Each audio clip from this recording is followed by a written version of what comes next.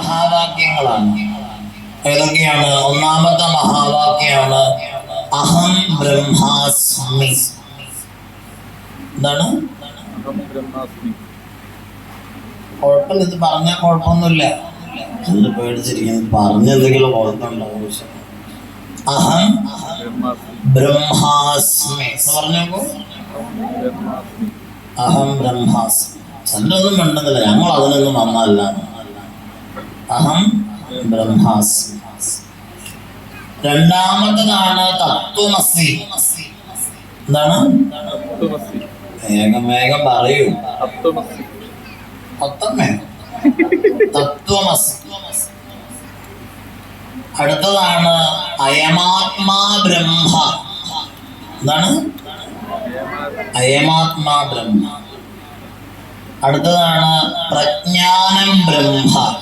എന്താണ്? പ്രജ്ഞാനം ബ്രഹ്മ. ആദ്യത്തത് അപ്പോഴേ പോയല്ലോ. അങ്ങനെയുള്ള ഒരെണ്ണം പഠിക്കുക, അടുത്ത മറക്കുക, അടുത്ത പഠിക്കുക, അടുത്ത മറക്കുക. അത് ചില കുട്ടികൾ 10ാം ക്ലാസ്സിലെ പരീക്ഷ, +2 പരീക്ഷയൊക്കെ കഴിഞ്ഞിട്ട് പരീക്ഷ ഹോളിന്റെ പുറത്തു വന്നിട്ട് പറയും, ഓ ഇനി ഒരു കുഴപ്പം, കാരണം നല്ല ഒഴിഞ്ഞു പോയി അല്ലെ. പുസ്തകാറ്റ് മസ്തകാറ്റ് പരീക്ഷ പേപ്പർ കഴിഞ്ഞു. അപ്പൊ അഹം ബ്രഹ്മാസ്മി, തത്വമസി, പ്രജ്ഞാനം ബ്രഹ്മ, അയമാത്മാ ബ്രഹ്മ. ഇങ്ങനെയൊക്കെ പറഞ്ഞ എന്താണ്? അഹം ബ്രഹ്മാസ്മി എന്ന് പറഞ്ഞ എന്താ? ഇവിടെ കാണുന്ന ഈ ചരാചരങ്ങൾക്കെല്ലാം ഏകമായ സത്തയാണുള്ളത് എന്നാണ്. ഇവിടെ കാണുന്ന പുല്ല്, ഇവിടെ തൂക്കിയിരിക്കുന്ന മാലകള്, ഈ ലൈറ്റ്, ഇവിടെ പ്രസരിക്കുന്ന ശബ്ദം, ഇവിടെ കെട്ടിയിരിക്കുന്ന തുണി, ഇവിടുത്തെ ഓടുവിളക്ക്, ആ ഇഷ്ടികകള്, ഇവിടെ ഇരിക്കുന്ന പാറക്കുട്ടി അമ്മൂമ്മ, അതുപോലെ ആ വെച്ചിരിക്കുന്ന ബോക്സ്, ഇവിടെ ആ മൊബൈലിൽ പിടിച്ചിരിക്കുന്ന ചേട്ടൻ ഉൾപ്പെടെ ഉള്ളവരെല്ലാം തന്നെ വിചാരിക്കുക ഇയാൾക്ക് ഉച്ച വരെ വലിയ പ്രശ്നം ഉണ്ടായിരുന്നില്ല. അങ്ങനെയാണ് നമ്മൾ അവലോകനം ചെയ്യുക. അത് മനസ്സിലാവാത്ത എന്തുകൊണ്ടാണ്? ഒരു സത്തയാണ് ഇതെല്ലാം എന്ന് പറഞ്ഞാൽ നമുക്ക് മനസ്സിലാവാൻ പ്രയാസമാണ്. അതുകൊണ്ടാണ് അവര് പറഞ്ഞത് ഇതിനൊക്കെ പിന്നിലുള്ള തത്വാവബോധത്തെ, ഇത് നമ്മൾ ഇങ്ങനെ പറയുമ്പോഴാണ് നമുക്ക് വിഷമം ഉണ്ടാകുന്നത്. അതേസമയം നമ്മൾ യൂണിഫിക്കേഷൻ ഓഫ് ഫോഴ്സസ് എന്ന് പറഞ്ഞാല് അത് കുഴപ്പമില്ല, അത് ശരിയായിരിക്കും. യൂണിഫൈഡ് ഫീൽഡ് തിയറി എന്നൊക്കെ പറഞ്ഞാൽ കറക്റ്റ് കാര്യങ്ങൾ അല്ല. നമ്മുടെ പേര് കേട്ടൊക്കെയാണ് അങ്ങനെ വിലയിരുത്താൻ. ഇപ്പൊ ഞാനിവിടെ ഇരുന്നിട്ട് ആൽബർട്ട് ഐൻസ്റ്റൈൻ പറഞ്ഞു, എർവിൻ ഷൗഡിഞ്ചർ പറഞ്ഞു എന്നൊക്കെ പറഞ്ഞാൽ ഞങ്ങൾ പറയും നല്ല പ്രഭാഷണമായിരുന്നു. കാരണം എന്താ? പറഞ്ഞ ആൾക്കും ഒന്നും മനസ്സിലായില്ല, കേട്ട ആൾക്കും ഒന്നും മനസ്സിലായില്ല. നമുക്ക് മനസ്സിലാവാതെ വരുമ്പോഴാണല്ലോ എന്തോ കാണപ്പെട്ട സംഗതികളൊക്കെ പറയുന്നുണ്ട്. അതേസമയം അത്രയും പറഞ്ഞു, അങ്കിരസ് പറഞ്ഞു, പുലഹൻ പറഞ്ഞു, പുലസ്ത്യൻ പറഞ്ഞു എന്നൊക്കെ സുഖല്ല.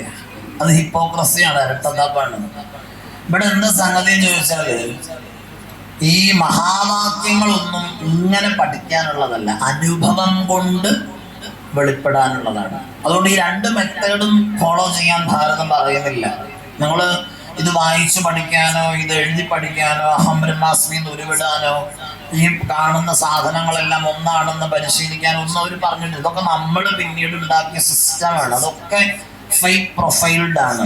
മറിച്ച് നമുക്ക് ഒരു ദിവസം അനുഭവത്തിൽ വരണം, ഒരു ദിവസം നമുക്ക് മനസ്സിലാവും. ഇതുപോലെ ചില സബ്ജക്റ്റ് ഒക്കെ പഠിച്ചു വരുമ്പോൾ നമ്മുടെ തലയ്ക്കകത്ത് ഒരു വെളിപാടുണ്ടാവും, അത് ഇങ്ങനെയാണ് പഠിക്കേണ്ടത്. അതുണ്ടാക്കിയതല്ല, ഉണ്ടായതാണ്. കുറേ ദിവസം നാരായണിയൊക്കെ അങ്ങനെ നോക്കി വായിച്ചൊക്കെ വരുമ്പോൾ ഒരു ദിവസം മനസ്സിലാവും ഇങ്ങനെയാ വായിക്കേണ്ടതെന്ന്. അതുപോലെയാണ് ഈ തത്വദീക്ഷ. ഇത് പറയാനുള്ളതാണ് ആരോട്? പൂർണ്ണമായ ബോധം, അറിവ്, അനുഭൂതിയായി അനുഭവമുള്ള ഒരു ഗുരുനാഥൻ അനുഭവവേദ്യനാവാൻ വേണ്ടിയിട്ട് തയ്യാറെടുത്ത ഒരാളോട് പറഞ്ഞാലേ ഇത് ശരിയുള്ളൂ. അപ്പൊ പിന്നെ എങ്ങനെയാ നമ്മളിത് മനസ്സിലാക്കുക? അതുകൊണ്ടാണ് ഇപ്പൊ ശബരിമലയിൽ പോയി, ശബരിമലയിൽ എന്തെഴുതി വെച്ചിട്ടുണ്ട്? തത്വമസി. ശബരിമലയും തത്വമസിയായിട്ട് പ്രത്യേകിച്ച് ബന്ധമൊന്നുമില്ല. അവിടെ ചിന്മയാനന്ദ സ്വാമി ചെന്നപ്പോഴാണ് തത്വമസി എന്ന് എഴുതി വെച്ചത്. സ്വാമിയാണ് എഴുതി വെപ്പിച്ചത്. അതുവരെ അവിടെ തത്വമസി ഇല്ല. എന്താ അതിനർത്ഥം? അത് നീയാകുന്നു എന്നല്ല, നീ അന്വേഷിച്ചുകൊണ്ട് നടക്കുന്നതെല്ലാം നിന്റെ ഉള്ളിൽ തന്നെ ഉണ്ട്. മര്യാദയ്ക്ക് നോക്കാത്തതുകൊണ്ടാണ് മനസ്സിലാവാത്തതെന്നാണ് അതിനർത്ഥം. അല്ലാതെ അത് നീയാകുന്നു, അയ്യപ്പനും നീ ഒന്നാണെന്നൊക്കെ പറഞ്ഞ അങ്ങനെയല്ലത്. അത് വെർബലി നമ്മൾ പഠിക്കുന്ന മെത്തേഡാണ്. അപ്പൊ പിന്നെ എങ്ങനെയാണ് മനസ്സിലാക്കേണ്ടത്? ഇത് മനസ്സിലാക്കണമെങ്കിൽ വേറെ ചില കാര്യങ്ങൾ മനസ്സിലാക്കണം. അതെന്താണത്? ഇപ്പൊ പ്രജ്ഞാനം ബ്രഹ്മ, അയമാത്മാ ബ്രഹ്മ എന്നൊക്കെ പറഞ്ഞാല് എങ്ങനെയാണ് ഇത് മനസ്സിലാക്കേണ്ടത്? ആരാണ് ഇത് മനസ്സിലാക്കേണ്ടത്? അവിടെയാണ് വേദാന്ത പഠനത്തിന്റെ ആദ്യത്തെ സ്റ്റെപ്പ്. ആദ്യം മനസ്സിലാക്കേണ്ടത് എന്താണെന്നറിയോ? പുറത്തുള്ള ഒരു വസ്തുതയല്ല, ഈ അന്വേഷിച്ചു കൊണ്ടിരിക്കുന്ന ഞാൻ ആരാണ്. അവിടെയാണ് അതിന്റെ മനോഹാരിത കിടക്കുന്നത്. ഈ അന്വേഷിക്കുന്ന ഞാൻ ആരാണ്? ഹുവാമായി. അങ്ങനെ എപ്പോഴെങ്കിലും നമ്മൾ ചിന്തിച്ചിട്ടുണ്ടോ? വീട്ടിൽ പോയിരുന്നിട്ട് എപ്പോഴെങ്കിലും ആലോചിച്ചിട്ടുണ്ടോ ഞാൻ ആരാണ്?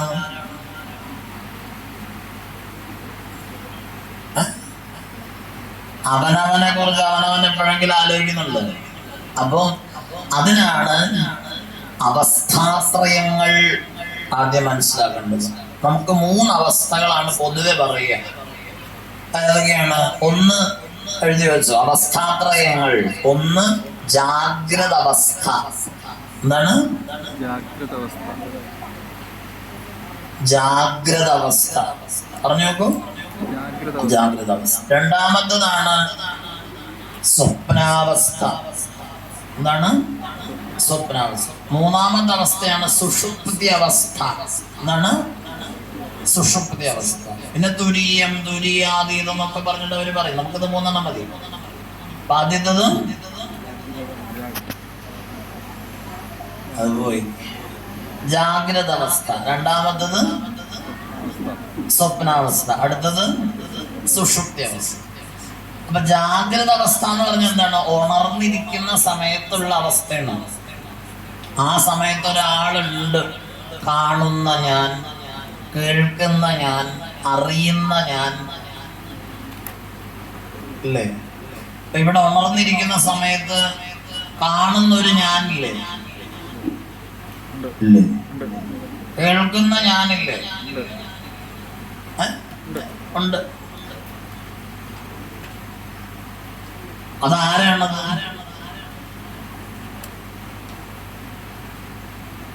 ഉദാഹരണം പറഞ്ഞാല് ദേവി ഭാഗവതത്തിൽ ഒരു കഥ പറയുന്നു ഉദാഹരണമായിട്ട്.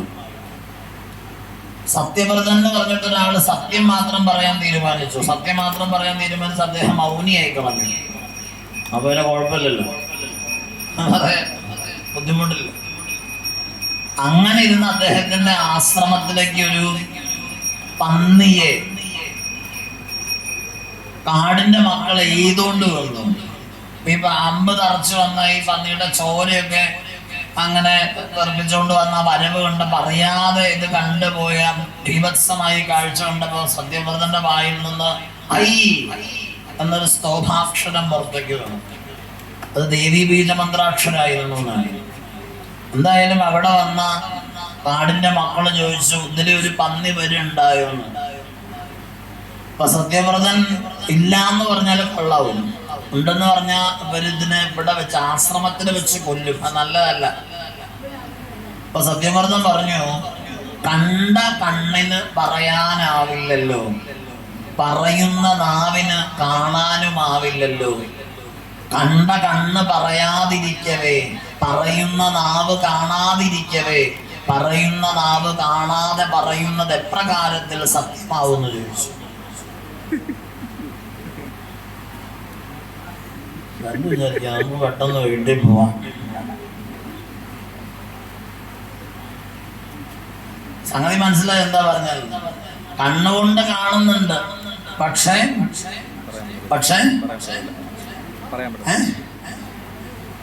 കണ്ണിന് പറയാൻ പറ്റുന്നുണ്ട് ഇല്ല. നാവ് കൊണ്ടാ പറയണ, പക്ഷെ നാവിന് കാണാനുള്ള ശക്തി ഉണ്ടോ? ഇല്ല. അപ്പൊ നാവ് പറഞ്ഞെങ്ങനെ ശരിയാകുക? അപ്പൊ കണ്ടതാരാ? പറഞ്ഞതാര്? ആകെ കുഴപ്പമായിരുന്നു. കണ്ട ഞാനും പറഞ്ഞ ഞാനും ഉണ്ടോ? ഇല്ലേ.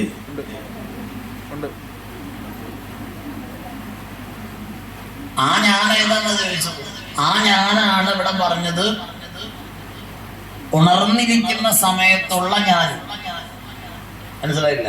നമ്മളത് ഇന്ദ്രിയങ്ങളിൽ ആരോപിക്കുന്നതുകൊണ്ട് അത് മനസ്സിലാവാത്തത്. എന്നാൽ ഇത് നമ്മുടെ ഉള്ളിൽ സദാ തുടിക്കുന്നുണ്ട് ഈ ബോധം.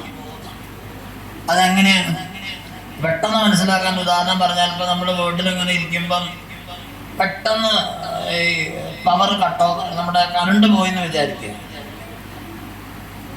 കറണ്ട് പോയി, നമ്മളൊരു വാതിലിന്റെ സൈഡിൽ നിൽക്കുക. അപ്പൊ അരണ്ട വെളിച്ചത്തില് അപ്പുറത്ത് നിന്ന വേറൊരാള് നമ്മളോട് ചോദിക്കുകയാണ്, ആരാ അവിടെ? ആ സമയത്ത് നമ്മൾ അങ്ങനെ ഉത്തരം പറയും?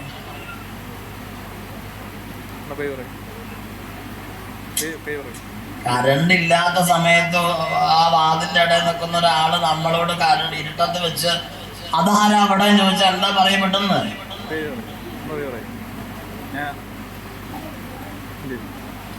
അങ്ങനെ പറയാ, അങ്ങനെ പറയാ, ഞാനാണെന്നാ പറയാ, അങ്ങനെ പറയാ, അങ്ങനെ പറയാ. അല്ലാതെ കറണ്ട് പോയിട്ട് അപ്പുറത്ത് നാളെ ചോദിക്കുന്ന സമയത്ത് ആരാ അവിടെ? മിസ്സസ് വിജയകുമാരി ഹിയർ എന്ന് പറയില്ല, എന്ന് പറയാൻ പറ്റില്ല, അങ്ങനെ വരില്ല. അങ്ങനെയാണത്. അപ്പൊ ഞാൻ എന്നുള്ളത് എന്താന്നുള്ള അന്വേഷണത്തിൽ ആദ്യത്തെ പടിയാണ് ഉണർന്നിരിക്കുന്ന ഒരു ഞാനുണ്ട്. കാണുന്ന ഞാൻ, കേൾക്കുന്ന ഞാൻ, അനുഭവിക്കുന്ന ഞാൻ, മനസ്സിലാവുന്നുണ്ടോ? അറിയുന്ന ഞാൻ, അത് റിസീവ് ചെയ്യുന്ന പൊട്ടൻഷ്യലാണ്. കാണുന്നത് ആരാണെന്നുള്ള ചോദ്യം എളുപ്പമല്ല. പണ്ട് സ്കൂളിൽ ഫിസിക്സിന് പഠിപ്പിച്ചിട്ടില്ലേ, ഒരു വസ്തുവിനെ കാണുന്നത് എങ്ങനെയാണ് എന്നെന്താ പഠിപ്പിച്ചത്? പഠിക്കാനല്ലല്ലോ സ്കൂളിൽ പോയത്. എന്തെല്ലാം പണി ഉണ്ടായിരുന്നു, എന്തെല്ലാം പോകിലായിരുന്നു അല്ലേ? എന്താ പറഞ്ഞ, ഒരു വസ്തുവിൽ ചെന്ന് തട്ടി കണ്ണിൽ നിന്ന് പോകുന്ന പ്രകാശം തിരിച്ചു വന്ന് അത് പിന്നെ ഇതിനെ മറച്ചിട്ട് തിരിച്ചിട്ട് ദോശ എത്രയാണെന്ന് തോന്നുന്നു. ഇങ്ങനെയൊക്കെ കുറെ എൻ്റെ ഫിസിക്സ് സാറ് പണ്ട് പഠിപ്പിച്ച എനിക്ക് ഫിസിക്സ് വലിയ ഇഷ്ടമായിരുന്നു. അപ്പൊ ഞാൻ അദ്ദേഹത്തോട് പറഞ്ഞു, സാറ് ഇത് മനസ്സിലാവുന്നില്ലല്ലോ.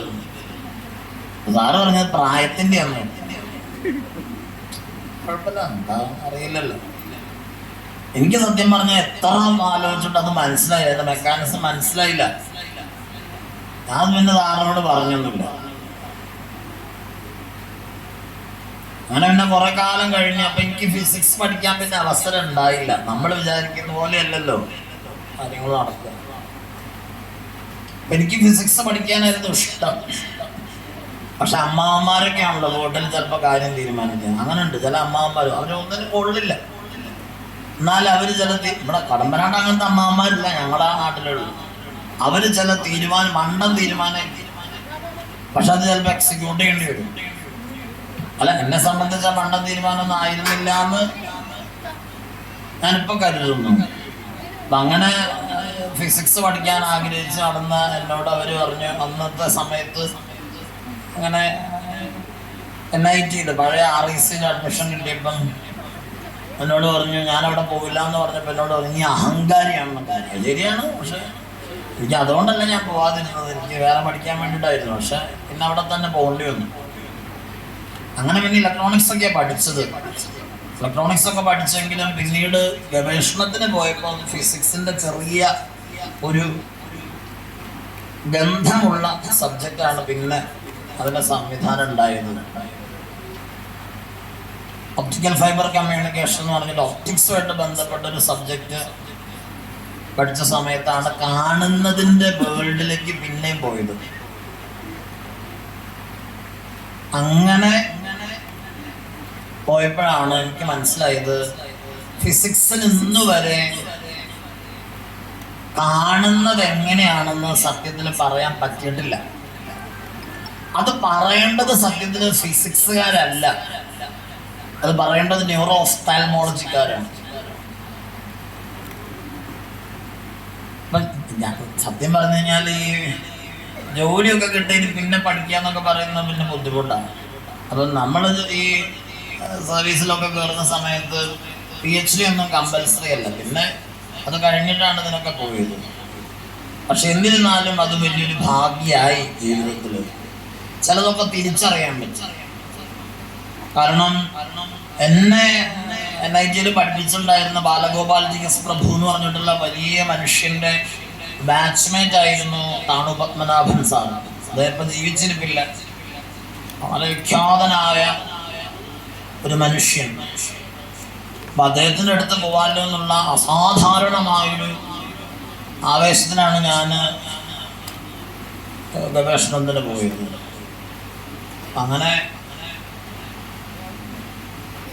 അവിടെ ചെന്നപ്പോഴാണ് എനിക്ക് മനസ്സിലായത്, അദ്ദേഹം എന്നോട് പറഞ്ഞത്, നിങ്ങൾ ഫിസിക്സ് പഠിക്കാനൊക്കെ താല്പര്യപ്പെടുന്നുണ്ടെങ്കിൽ നിങ്ങൾ കോമൺ സെൻസ് കളഞ്ഞിട്ട് വരാൻ പറഞ്ഞു. അപ്പൊ ഞാൻ വിചാരിച്ചു അല്ലെങ്കിലേ നമ്മളൊക്കെ വിവരക്കേടാണ്, ഇനിയിപ്പോ കോമൺ സെൻസും കൂടെ കളഞ്ഞാൽ എങ്ങനെയാ പഠിക്കാന്ന് വിചാരിച്ചു. പിന്നെ അത് മനസ്സിലാവും ഞാൻ പറഞ്ഞ എന്താണെന്ന്. നമ്മൾ ചിന്തിക്കുന്ന പല ചിന്തകളും നമ്മളെ ചിന്തിപ്പിക്കുന്ന മെത്തേഡ് നമ്മളെ പഠിപ്പിച്ചിരിക്കുന്ന തെറ്റായ രീതിയിലാണ്. മനസ്സിലായില്ല? അപ്പൊ പറഞ്ഞു പോയ സ്ഥിതിക്ക് ഇതിപ്പോ അവസാനിപ്പിക്കണമെങ്കിൽ ഒരു ഉദാഹരണം പറയാം. വലിയ സബ്ജക്റ്റാണ്, അല്ലെങ്കിൽ തീരുമല്ലോ. എനിക്കത് പറയാൻ ഇഷ്ടമാണ്, ഫിസിക്സ് പറഞ്ഞുകൊണ്ടിരിക്കാൻ ഇഷ്ടമാണ്. നിങ്ങൾക്ക് അത് ഇഷ്ടപ്പെടണമെന്നില്ലല്ലോ, അതല്ലല്ലോ ഇവിടുത്തെ പ്രശ്നം. അപ്പൊ ഞാൻ ഉദാഹരണം പറയാം. 2 പശുക്കള് ഒരു സ്ഥലത്ത് നിൽക്കുക. ഒരു പശു വടക്കോട്ടും ഒരു പശു തെക്കോട്ടും നിൽക്കുക. അതിന്റെ നടുവിൽ കുറച്ച് പുല്ലിട്ടിട്ടുണ്ട്. മറിയാതെ തിരിയാതെ ഈ പശുക്കൾക്ക് പുല്ല് തിന്നാൻ പറ്റുമോ? വേഗം പറയൂ. ഇല്ലാന്നല്ലേ പറയാ? അത് തെറ്റത്. പശു എന്തിനാ മറിയാൻ തിരിയുന്നത്? പശു നിൽക്കുന്നത് എങ്ങനെയാ? ഒരു പശു വടക്കോട്ടും ഒരു പശു തെക്കോട്ടും, അതിന്റെ നടുവിലാ പുല്ല്, അവിടെ നിന്ന് തിന്നാ മതി. എന്ത് പറ്റിയെന്നറിയോ? പശു വടക്കോട്ടും തെക്കോട്ടും നിൽക്കുന്നു എന്ന് പറഞ്ഞപ്പോൾ നിങ്ങളും ഞാനും കൂടെ പശുവിനെ പഠിച്ചത് ഇങ്ങനെ നിർത്തി. മനസ്സിലായി? ഇതാണ് പ്രശ്നം. സംഗതി വല്ലതും പിടികിട്ട് പിടികിട്ടില്ലെങ്കിലും വലിയ കുഴപ്പമൊന്നുമില്ല. ഇതുപോലെയാണ് നമ്മളെ പലപ്പോഴും ഫിസിക്സ് പഠിപ്പിച്ചതെന്ന് പിന്നെ നമുക്ക് മനസ്സിലാവും. പിന്നെ കുറെ കഴിയുമ്പോഴത് മനസ്സിലാവുക. പ്രപഞ്ചത്തിന്റെ അറ്റം അതൊക്കെ ഫേക്കാണ്, അങ്ങനൊന്നുമില്ല, അതൊക്കെ വെറുതെ പറഞ്ഞതാണ്. അപ്പൊ ന്യൂറോ ഒഫ്താൽമോളജിക്കാരാണ് സത്യത്തിൽ ഇത് പറയേണ്ടത്, കാണുന്നത് എങ്ങനെയാണെന്ന്. ഇപ്പൊ ഉദാഹരണം പറഞ്ഞാല് ന്യൂറോളജിയിൽ ഒരു സിൻഡ്രം ഉണ്ട്. സിൻഡ്രം എന്ന് പറഞ്ഞാൽ രോഗലക്ഷണ കൂട്ടം. അതിന്റെ പേരാണ് കാപ്ഗ്രാസ് സിൻഡ്രം. കാപ്ഗ്രാസ്, CAPGRASS. കാപ്ഗ്രാസ് സിൻഡ്രം എന്ന് പറഞ്ഞാൽ നിങ്ങൾ ഗൂഗിളിൽ നോക്കിയാൽ മനസ്സിലാവും എന്താണത്. ജനറ്റിക് ഡിസോർഡർ ആണ്. അപ്പൊ എനിക്ക് കാപ്ഗ്രാസ് സിൻഡ്രം വന്നെന്ന് വിചാരിക്കുക. ഞാൻ ഇവിടെ ഇരിക്കുക, എൻ്റെ അമ്മ ഇതിലെ അങ്ങനെ നടക്കുക. അപ്പൊ ഞാൻ ഇവിടുന്ന് വയലന്റ് ആവും. സ്കിസോഫ്രീനിയ പേഴ്സൺസ് ഒക്കെ വയലന്റ് ആവുന്ന മാതിരി ഞാൻ വയലന്റ് ആയിട്ട് പറയും, ഈ കള്ള സ്ത്രീ ഏതാ, ഇവനെ പൊട്ടിച്ച് കെട്ട് എന്നൊക്കെ പറയും. അമ്മ അപ്പുറത്ത് പോയിട്ട് എന്നെ ഫോൺ ചെയ്യാം, മോനെ നീ എവിടെയാ, സൗണ്ട് റെക്കഗ്നേഷൻ പ്രശ്നമില്ല. അപ്പൊ ഞാൻ അമ്മയോട് പറയും, അമ്മ എവിടെ, ഞാൻ അമ്മയെ അന്വേഷിച്ച് നടക്കല്ലേ എന്നൊക്കെ പറയും. എന്താ പറ്റുന്നത്? കാഴ്ചയുടെ കേന്ദ്രങ്ങളുണ്ട്. അപ്പൊ നമുക്ക് ബ്രെയിനെ കുറിച്ച് വളരെ ചെറിയ കാര്യങ്ങളെ അറിയുള്ളൂ. അത് വലിയൊരു പ്രശ്നമാണിത്. പരീറ്റൽ ലോബും ടെമ്പറൽ ലോബും ഓക്സിപിറ്റൽ ലോബും ഒക്കെ നമുക്കറിയാം. അതിന്റെ ഉള്ളിലേക്കുള്ള V1 V2 V3 എന്നൊക്കെ പറഞ്ഞിട്ട് കാഴ്ചയുടെ കേന്ദ്രങ്ങൾ പറയും. അതിന്റെ ഉള്ളിലുള്ളൊരു പോർഷനാണ് ഫ്യൂജിഫോം ഗൈറസ്, ചിലര് ഗൈറസ് എന്ന് പറയും. ഇതിന് ചെറിയൊരു ഡാമേജ് വന്നാൽ കാഴ്ച ക്ലിയർ ആണെങ്കിലും ഇതുപോലെ ഇപ്പം കാണുന്നത്. മനസ്സിലാകുന്നുണ്ടോ? അപ്പൊ കാണുന്നത് ആരാണ് എന്ന ചോദ്യം വലിയ കുഴപ്പമാണ്. അപ്പോഴാണ് നമ്മൾ പറയാ പ്രകാശം ദോശ ചുടാൻ പോയി എന്നൊക്കെ പറയുന്നത്. അത് തെറ്റാണത് അങ്ങനെ ചിന്തിക്കുമ്പോ. അപ്പൊ അതല്ല അതിന്റെ പ്രോസസ്സ്. അപ്പോഴാണ് നമുക്ക് മനസ്സിലാവും ഇതിന്റെ പിന്നിലുള്ള മെക്കാനിസംസ് വേറെയാണ്. അതുകൊണ്ടാണ് ഇപ്പം പുതിയ മെക്കാനിക്സുകളിൽ ഒബ്സർവേഷന് മാത്രമല്ല ഒബ്സർവർക്ക് പ്രാധാന്യം ഉണ്ടെന്ന് പറയുന്നത്. കാണുന്ന ആളെ അത് സ്വാധീനിക്കുന്നുണ്ട്. കാണുന്ന ആളുടെ കാഴ്ചക്കനുസരിച്ച് കാഴ്ച വ്യത്യാസപ്പെടുന്നുണ്ട്. അതിന് സമീർ സക്കിയും കൂട്ടരും ഒക്കെ ആവിഷ്കരിച്ചിരിക്കുന്ന വലിയ സിദ്ധാന്തങ്ങളുണ്ട് മെഡിക്കൽ സയൻസിൽ. കാഴ്ചയുടെ ന്യൂറോളജി, സെനസ്തറ്റിക് കോഡ് എന്ന് അതിന് പറയുക. അത് നമ്മൾ മസ്തിഷ്കത്തിന് കുറേ ഡെപ്തിൽ പോയാലും കിട്ടുക സെനസ്തീഷ്യ. കാരണം വസ്തുക്കൾ കാണുന്നതിനനുസരിച്ച് നമ്മുടെ ഉള്ളിൽ രജിസ്റ്റേർഡ് ആവുന്ന മെക്കാനിസം ഒക്കെ ഉണ്ട്. അപ്പം നമ്മൾ വിചാരിക്കുന്ന മാതിരി എളുപ്പമല്ല, ഇതൊന്നും അത്ര എളുപ്പമുള്ള കാര്യങ്ങളല്ല. അതുകൊണ്ടാണ് ഇവിടെ പറഞ്ഞത് കാണുന്നത് ആരാണ് എന്ന് ചോദിച്ചാൽ ഭാരതീയ സംസ്കാരം മുമ്പ് ഉത്തരം പറഞ്ഞതും പാശ്ചാത്യൻ ഉത്തരം പറഞ്ഞതും തമ്മിൽ കൂട്ടി യോജിപ്പിക്കരുത്. ഞാൻ ആരാണെന്നുള്ള ചോദ്യത്തിന് രമണ മഹർഷി ചോദിച്ച അതേ ചോദ്യം തന്നെ ലോക ന്യൂറോളജിയിലെ മുടിചൂടാമന്നനായ ഡോക്ടർ വിൽഡർ പെൻഫീൽഡ് ചോദിക്കുന്നുണ്ട്. വിൽഡർ പെൻഫീൽഡ് മഹാമനുഷ്യനാണ്, സാധാരണ. അതിൻ്റെ ഒരു ചരിത്രം തന്നെ ഉണ്ട്. മെഡിക്കൽ സയൻസിന്റെ ഹിസ്റ്ററി അത്ര വലിയ ഹിസ്റ്ററി അല്ല ശരിക്കും പറഞ്ഞാൽ. അതിൽ നമ്മൾ നോക്കിക്കഴിഞ്ഞാൽ നമുക്ക് മനസ്സിലാവും. ഫ്രാൻസിലെ സാൽപത്രിയർ എന്ന് പറയുന്ന ഒരു വെടിമരുന്ന് പുകയിൽ യുദ്ധാനന്തരമുള്ള ഭ്രാന്തന്മാരെ പാർപ്പിച്ച് വൃത്തിഹീനമായിരിക്കുന്ന ലക്ഷക്കണക്കിന് മനുഷ്യര് പാർത്തിരുന്ന ഒരു വെടിമരുന്ന് പുരയാണ് പിൽക്കാലത്ത് വലിയ ഹോസ്പിറ്റലായിട്ട് പരിണമിക്കുന്നത്.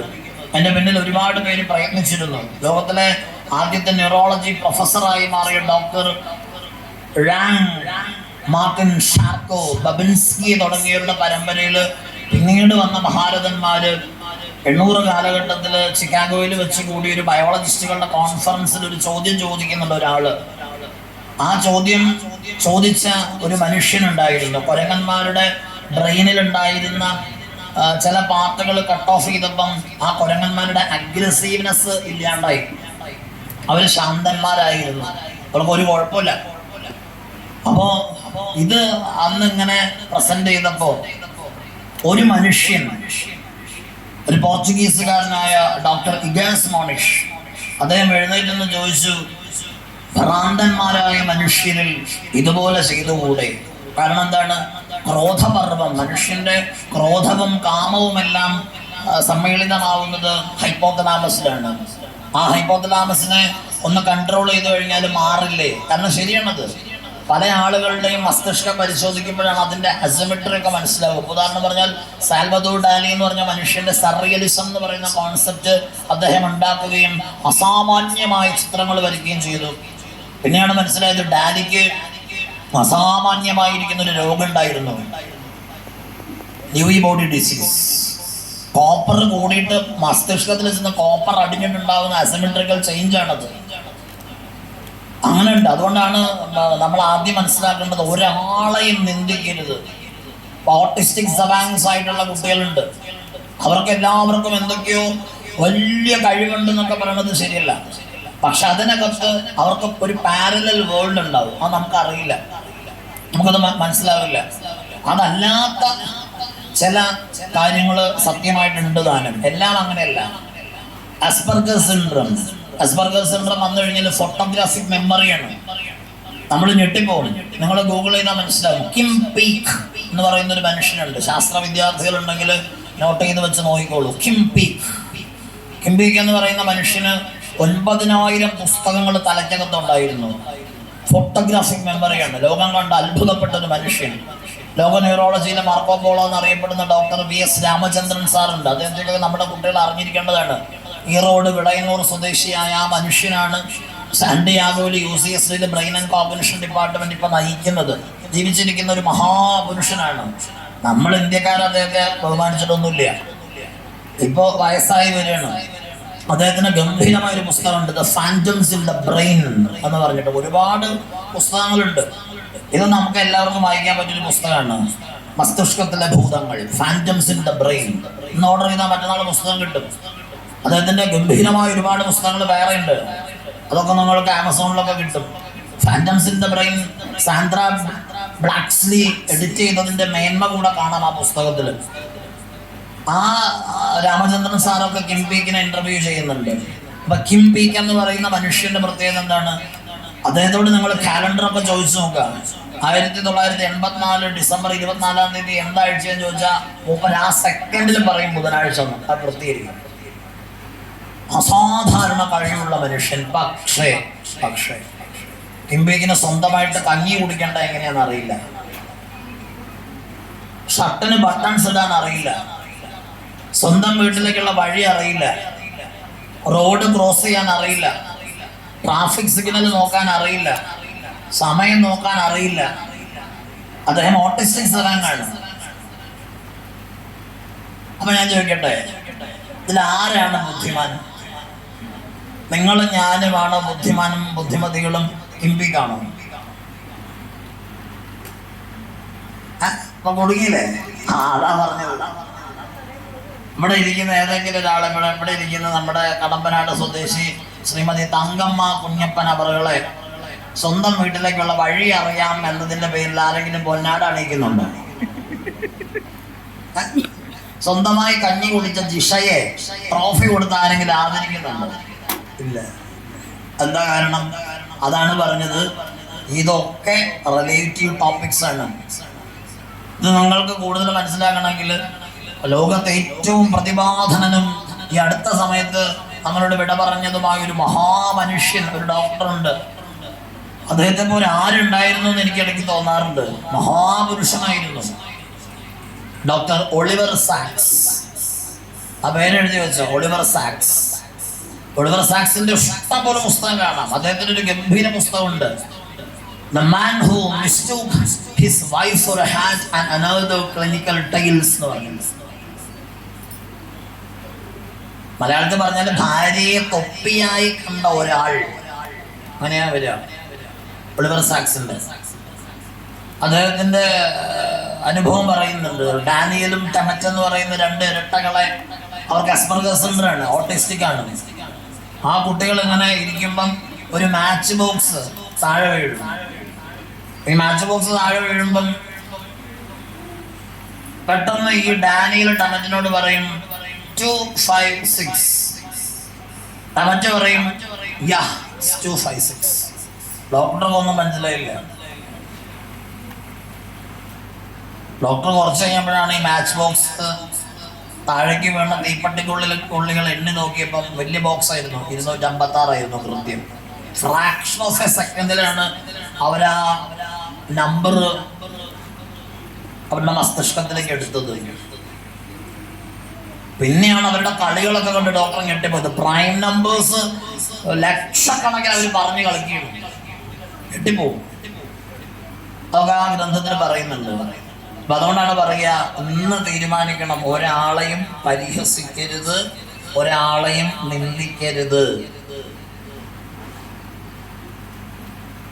വളരെ ശ്രദ്ധിക്കേണ്ടതാണ്. അപ്പോൾ പറഞ്ഞു വന്നതിലേക്ക് തിരിച്ചു പോയാൽ, ആരാണ് ഞാനെന്നും കാണുന്നത് ആരാണെന്നൊക്കെയുള്ള ചോദ്യങ്ങൾക്ക് നമുക്ക് അത്ര എളുപ്പത്തിൽ ഉത്തരം പറയാൻ ബുദ്ധിമുട്ടാണ്. അപ്പൊ ഭാരതം അവിടെ പറഞ്ഞ എന്താണ്? ഉണർന്നിരിക്കുന്ന ഞാൻ എന്നേ പറഞ്ഞുള്ളൂ, വേറൊന്നും പറഞ്ഞില്ല. അവിടെ സ്റ്റോപ്പ് ചെയ്തു. അടുത്തത് എന്താണ്? സ്വപ്ന